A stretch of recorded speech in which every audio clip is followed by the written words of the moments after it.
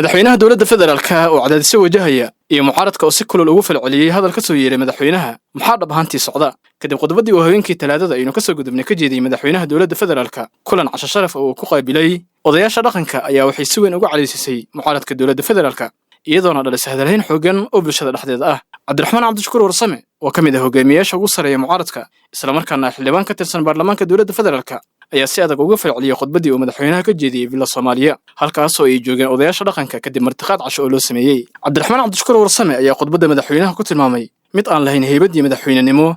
isla markaana ay ka muuqatay isku dhaxyaac fara badan sida uu sheegay sidoo kale siyaasigan mucaaradka ah ayaa sheegay in khudbadda madaxweyne xasan sheekh maxamuud ay ahayd mid uu isku dayayay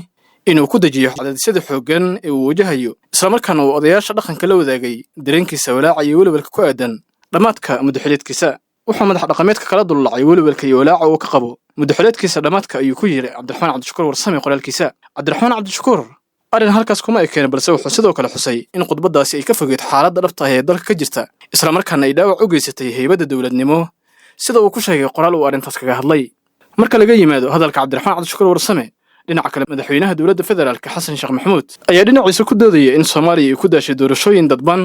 dalkuna aan loo baahnayn in sidiisa lagu sii hayo sidaas darteedana shacabka fursad loo siinayo inay codkooda ku doortaan hoggaanka ay doonayaan si kastaba marka si qoto dheer loo eego arrintan falcelinta mucaaradka gaar ahaan hadalka cabdiraxmaan cabdishakuur warsame waxay muujinaysaa in khilaafka u dhexeeya mucaaradka iyo madaxweyne xasan sheekh maxamuud uusan ahayn mid caadi ah balse yahay mid ka gudbay qadka cas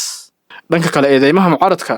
si gaar ah kelmadda ku jirta hadalka cabdiraxmaan cabdishakuur warsame ee ah hoos u dhaca heybadda dowladeed waxay muujinaysaa fariin siyaasadeed si xaaladeysan loogu diray shacabka si loo kasbado taageero misana cadaadisyo loo saaro